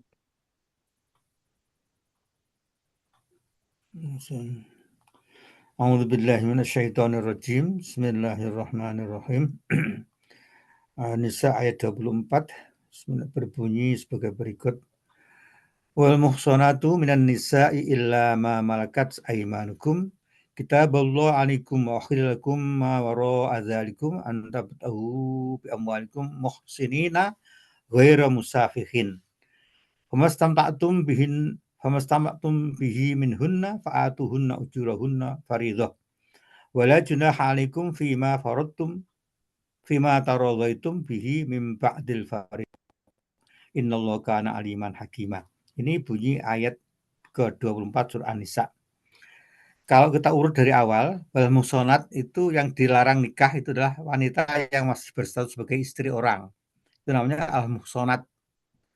Jadi seorang wanita masih terikat pernikahan dengan suami. Itu namanya muhsanat. Itu haram dinikah oleh pria lain. Illa ma malakat aymanukum, kecuali milkul yamin. Itu yang jadi disertai teman saya. Yang saya nggak berani itu membahas itu, Pak. terlalu riskan. Kitaballahu 'alaikum, inilah aturan Allah kepadamu. Wa ukhilla lakum ma wara'a dzalikum. adapun hal yang telah terjadi sebelumnya itu dianggap halal. Antab tahu bi amwalikum, kau menikah karena kau punya harta, ya, jadi diberikan keuangan yang cukup sehingga mau jadi istrinya. Muhsinina ghairu musafihin. Jadi dilakukan berdasarkan pernikahan, bukan atas dasar hubungan suka sama suka, itu namanya musafihin. Ya. Nah, inilah yang menjadi pangkal perbedaan ahlu sunnah dengan syiah di dalam klausul ini, Pak. Famas tamta'tum bihi minhunna fa'atuhunna ujurahun. Potongan ayat 24 ini ada klausul yang menyebutkan famas tamta'tum, dari kata istamta'a. Jadi dari kata-kata ini fi'il madhi istamta'tum itu diterjemahkan menjadi nikah mut'ah. Ini dasar yang dibolehkan oleh ulama Syiah. Jumhur ulama Ahlus Sunnah itu mengartikannya bukan mut'ah. Famas tamta'tum bihinna, ketika engkau sudah melakukan hubungan suami istri, maka wajib atasmu memberikan mahar yang engkau janjikan. Ini Pak perbedaannya di sini. Ini adalah persimpangan jalan antara Syiah dan Ahlus Sunnah. Perbedaan panak mengenai istamta'tum. Jadi kalau nanti kita runut dari ilmu sorof, istamta'a itu dari kata mata istamta'a, ya, mataul hurur dan seterusnya, itu nanti akan akarnya dikata mem, ta, dan ain. Itu menjadi sin, menjadi alif, sin, mem, ain. Itu nanti dipelajari dalam ilmu sorof dan artinya berbeda-beda. Ini kembali pada di mana letak persimpangan hukum antara Syiah dan Ahlus Sunnah. Demikian Pak, terima kasih. Silakan kalau masih ada pertanyaan. Terima kasih. Terima kasih. Ada lagi Bapak-Bapak? Masih banyak yang belum bertanya ini. Mas Agus Hermansah, Mas Dodi, Pak Iskandar sendiri, Mas Torkis, dan Mas Nur. Silahkan kalau ada pertanyaan. Jadi sebelum yang Bapak-Bapak lain memikirkan, yang ayat 24 tadi kan juga dibilangin budak dan hamba saya itu boleh untuk digauli gitu Pak ya. Jadi saya juga kalau nggak salah saya pernah ada juga mendengar di Indonesia yang agak radikal itu, dia bilang ya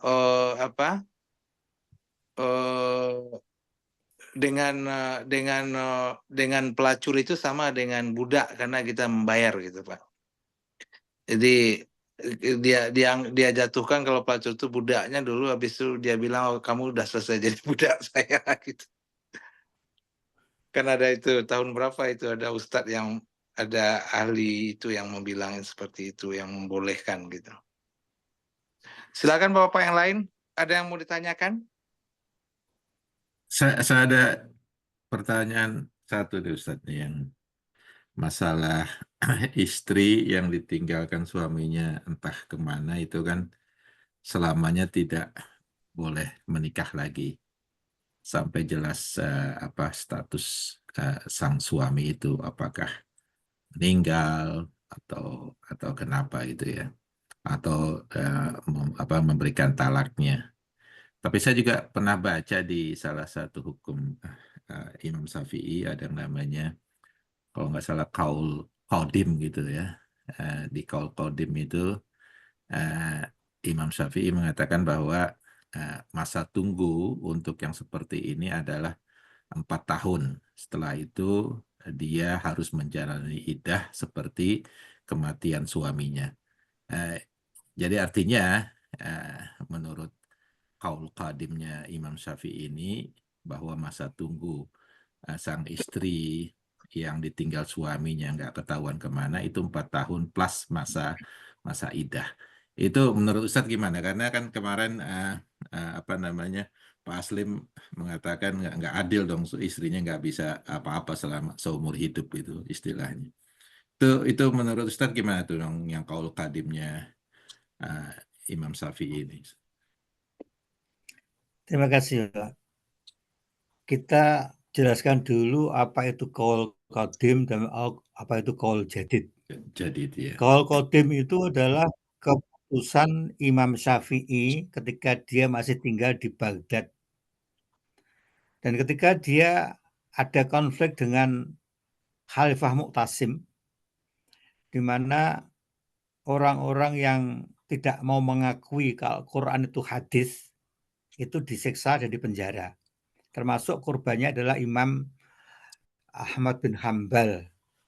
Jadi Imam Syafi'i memilih mempertahankan pendapatnya menurut Islam dan dia menyingkir ke Mesir. Di Mesir itu dia memberi fatwa mengenai beberapa hukum Islam yang kemudian oleh ulama disebut sebagai qaul jadid, itu new edict atau hukum baru yang dikeluarkan oleh Syafi'i.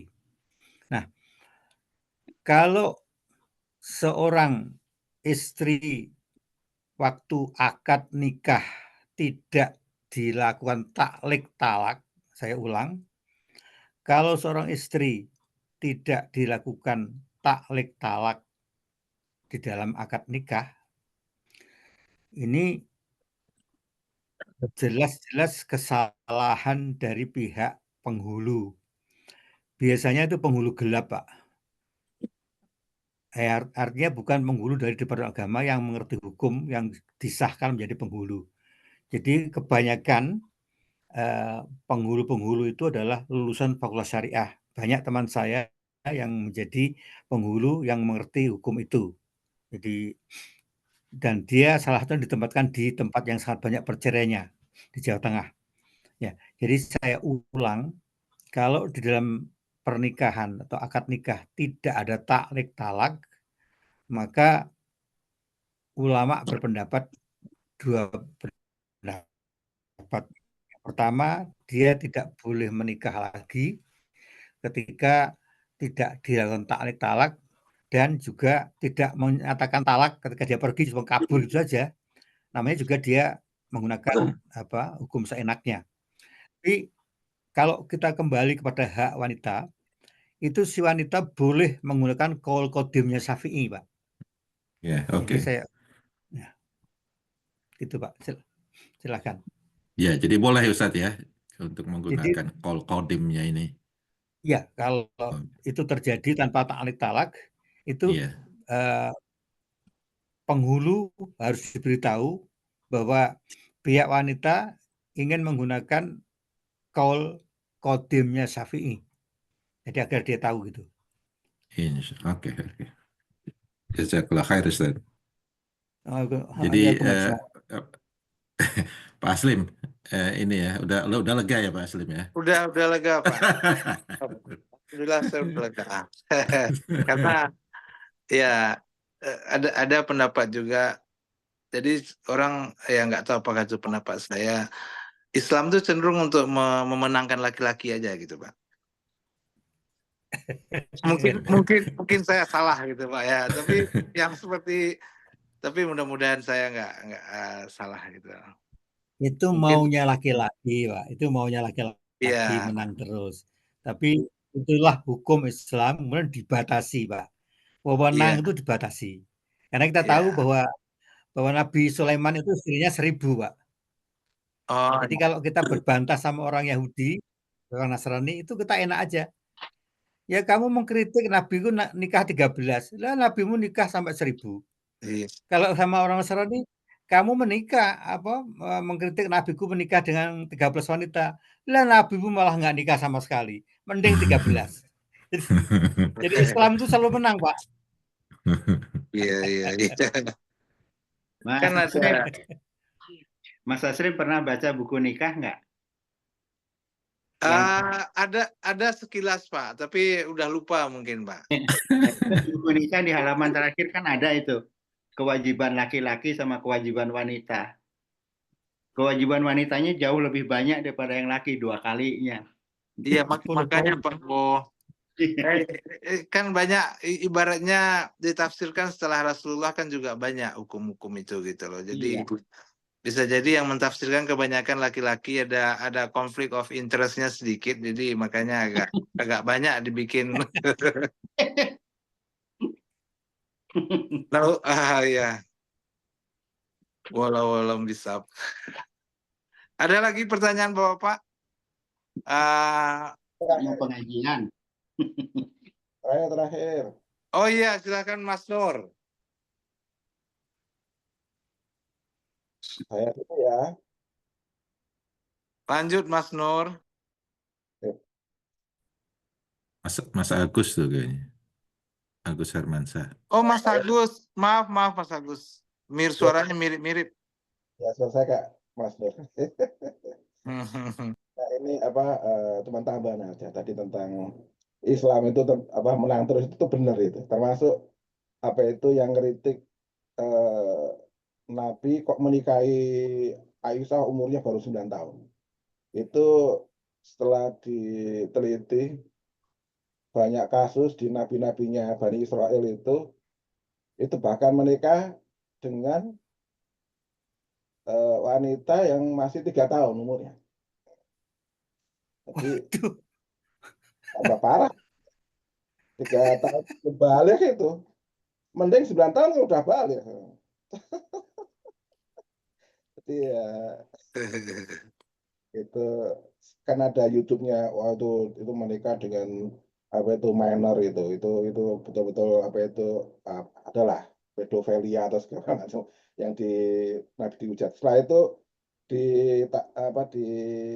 counter dengan YouTube juga. Nah ini menurut penjelasan Bible kayak begini nih, tuh 3 tahun udah menikah, ini 3 tahun lagi loh, kan lebih parah lagi ya. Gimana jawabannya? Akhirnya ditutup ngilang, dihapus YouTube-nya dan sebagainya. Ya, wallahu a'lam bishawab. Benar. Itu lebih ke budaya saat itu sebenarnya kan Pak. Budayanya di sana itu memang umur 9 tahun, umur 10 tahun itu kan beda dengan umur 9 tahun, 10 tahun sekarang gitu. Iya. Di kondisi dulu gitu. Iya, karena kalau diteliti ya waktu itu umur di dunia pada saat abad ke berapa tuh? Abad ke-6 ya. 15 tahun. Jadi kalau menikah abad ke-7 ya, ke-6. Ya kalau menikah harus nunggu umur 14 tahun, tinggal setahun lagi udah meninggal. Ya benar, 9 tahun udah meninggal, udah wajar. Di Kanada pun begitu. Jadi Kanada itu juga rata-rata waktu awal-awal Kanada ada itu ya 30 tahun maksimum umurnya. Karena ada ya life expectancy itu sangat rendah sekali gitu. Benar. Jadi kalau menikahnya 10 tahun ya udah wajar gitu. Gitu. Tapi ya itu yang mereka pilih kan yang hadis yang paling rendah. Padahal kalau di report itu kan banyak juga yang itu udah 16 tahun. Kok menurut hadis yang lain, sumber yang lain gitu. Iya. Wallahu alam. Itu menikahnya kan nggak langsung, maksudnya langsung menikah langsung berhubungan itu kan nggak kayak apa ya misalnya. Ditunggu dulu ya, benar. Itu kan ada ya gitu, sukarela, bukan karena dipaksa atau diperkosa seperti yang diberitakan ucapkan gitu ya, gitu aja ya. Jadi intinya itu hanya tambahan. Cuman tadinya mau tanya apa ya, lupa tentang nunggu masa iddah itu. Nah itu yang zaman modern itu bilang, lah ini aku nggak perlu iddah-iddahan, ini aku tinggal ke puskesmas dites negatif udah aku bisa menikah lagi. Ini aku udah dites ini negatif udah keluar ya. Jadinya tes puskesmas. jadi intermezzo ya, tapi intinya ya orang-orang begitulah mencari loophole. Ya, gimana itu? Iya Pak Agus, terima kasih. Jadi di Amerika sendiri pun di dalam masa modern ini sebelum hukumnya diubah itu ada suatu negara bagian yang minimum umur pernikahan itu adalah 6 tahun, Pak. Jadi saya ulang, ada sebelum hukum ini diubah, itu di suatu negara bagian itu ada batas nikahnya, ada yang 6 tahun. Jadi bukan 9 tapi malah 6. Dengan demikian semua argumentasi yang menyalahkan Nabi nikah Aisyah itu tidak bisa dibenarkan dan dipatahkan argumentasinya, bukan Pak. Islam sudah sempurna Pak, jadi ditinjau dari manapun itu adalah tetap sah dan baik untuk kehidupan masyarakat. Terima kasih Pak Fauzi atas tambahannya.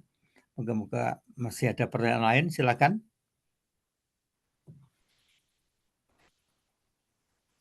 Ada lagi Bapak yang lain? Kalau tidak ada, kita tutup pengajian ini. Silakan Pak, sebelum kita tutup dengan doa oleh Pak Agus, atau Pak Agus aja. Demikianlah, terima kasih Pak. Kalau nggak ada pertanyaan, terima kasih Pak Bahri. Satu hal yang mau saya tanyakan Pak Bahri, ada lagi yang masih belum disampaikan Pak Bahri, mau kita lanjutkan ke pengajian berikutnya?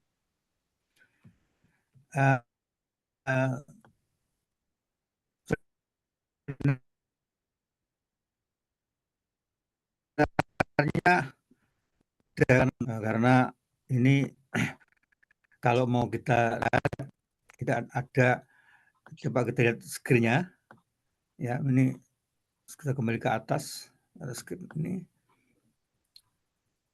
Oh, kita nggak melihat screen Pak Bahri sekarang. Ini screen-nya. Ada beberapa topik tentang menikahi mantan istri mertua, tentang hamil sebelum nikah sudah terbahas, menikahi saudara sesuatu sudah terbahas, kemudian janda paman, kemudian sekaligus menikah dengan bibi dan nenek, kemudian janda menikahkan diri sendiri sudah kita bahas. Yang belum kita bahas adalah mengenai wat'i subhat, Pak. Wat'i subhat ini belum kita bahas. Kemudian nomor 10, zina dengan istri sendiri. Ini belum kita bahas juga. Kemudian kemudian mengenai iddah secara etimologi kita sudah bahas. Kemudian alimoni juga sudah sedikit kita singgung. Kemudian menarik mahar setelah cerai juga kita bahas. Juga mengenai khulu nuzuz. Ini belum kita bahas. Nikah siri sudah kita bahas sedikit. Milkul yamin baru kita singgung.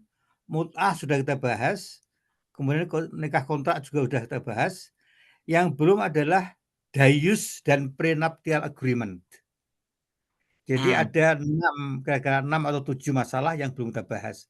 Ini kalau terserah Bapak, kalau sudah bosan mendengarkan boleh ganti yang lain, mungkin di lanjut berikutnya atau diselai dengan ustadz lain yang akan memberi tausiah. Semuanya terserah Bapak-bapak. Saya bersedia kapan saja. Nah, terima kasih. Saya kembalikan pada Pak moderator.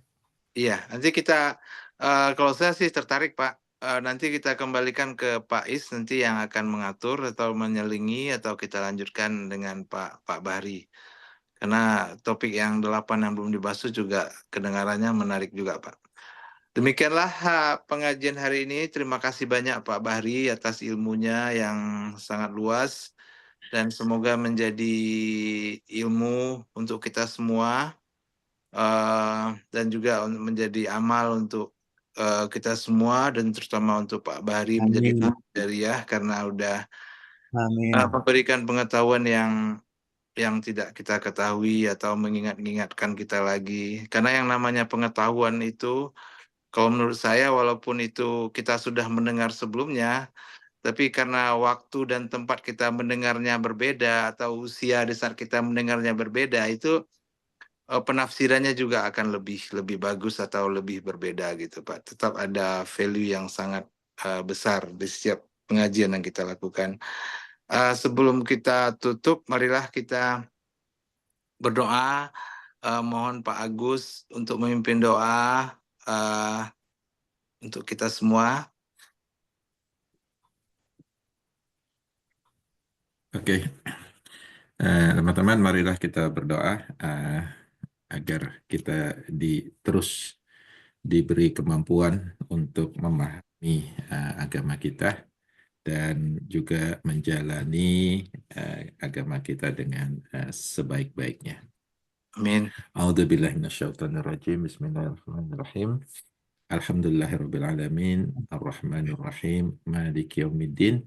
Iyyaka na'budu wa iyyaka nasta'in. Ihdinas siratal mustaqim. Siratal ladzina an'amta 'alaihim ghairil maghdubi 'alaihim waladdallin. Amin. Bismillahirrahmanirrahim. Nastaghfirullahal azim, nastaghfirullahal azim, nastaghfirullahal azim. Allahumma salli ala Sayyidina Muhammadin wa ala alihi wa ashabihi ajma'in. Rabbi firlana wa liwalidina warhamhuma kama rabbayana sighara. Rabbi firlana wa liwalidina wa li jami'al muslimina wal muslimat wal mu'minina wal mu'minat al ahya'i minhum wal amwat innaka antas sami'ul qaribun mujibud da'wat. Amin. Wa ya qadiyal hajat. Allahumma faqihna fid din wa 'allimna at-ta'wil. Allahumma faqihna fid din wa 'allimna at-ta'wil. Allahumma faqihna fid din wa 'allimna at-ta'wil. Rabbana atina min ladunka rahmatan wa hayyi' lana min amrina rasyada. Rabbana hab lana min azwajina wa dhurriyyatina qurrata a'yun waj'alna lil muttaqina imama. Rabbi ja'alna muqima shalawatina wa min dhurriyyatina Rabbana wa taqabbal du'a. Rabbana taqabbal minna innaka antas sami'ul alim wa tub 'alaina innaka antat tawwabur rahim. Rabbana atina fid dunya hasanah wa fil akhirati hasanah wa qina 'adzaban nar.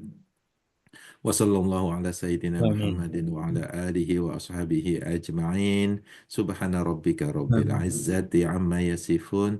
Wassalamun ala mursalin. Walhamdulillahi rabbil alamin.